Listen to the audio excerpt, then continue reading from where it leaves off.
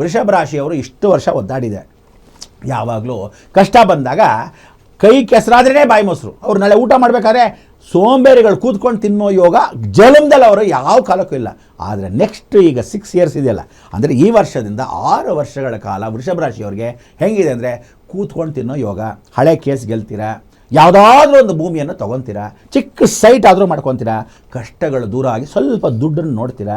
ಅಬ್ಬಾಡ ಇನ್ನು ಮೇಲಾದರೂ ಜೀವನ ಪರಿವರ್ತನೆ. ಯಾಕೆಂದರೆ ಶುಕ್ರನ ಮನೆ, ಆ ಶುಕ್ರನ ಮನೆಯಲ್ಲೇ ನೀಚವಾಗಿರೋದ್ರಿಂದ ಸ್ವಲ್ಪ ಅಂಟು ಇಂಟಂದರೆ ಕೈಗೆ ಬಂದಿದ್ದು ಬಾಯಿಗೆ ಬರಲ್ಲ.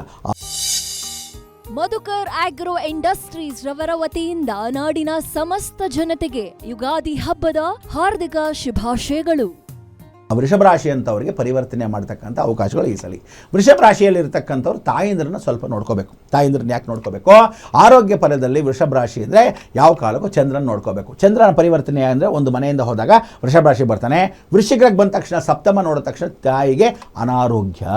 ತಿರುಗಿ ಮೇಲಕ್ಕೆ ಹೋದರೆ 15 ದಿವಸದಲ್ಲಿ ಸ್ವಲ್ಪ ಮಟ್ಟಿಗೆ ಕಾಲು ನೋವು ಅಥವಾ ತಲೆನೋವು, ಅಮ್ಮನ ಕಾಯಿಲೆ ಅಂತೆ, ಹಾಸ್ಪಿಟ್ಲ್ ಅಂತೆ. ಅಂದರೆ ಹಾಸ್ಪಿಟಲ್ ಖರ್ಚುಗಳು ತಾಯಿಗೆ ಭಾಗ ಬರೋದನ್ನ ವೃಷಭ ರಾಶಿಯವರು ಅದೊಂದು ಮಾತ್ರ ಗಮನ ಇಟ್ಕೊಂಡು ನೋಡಬೇಕು.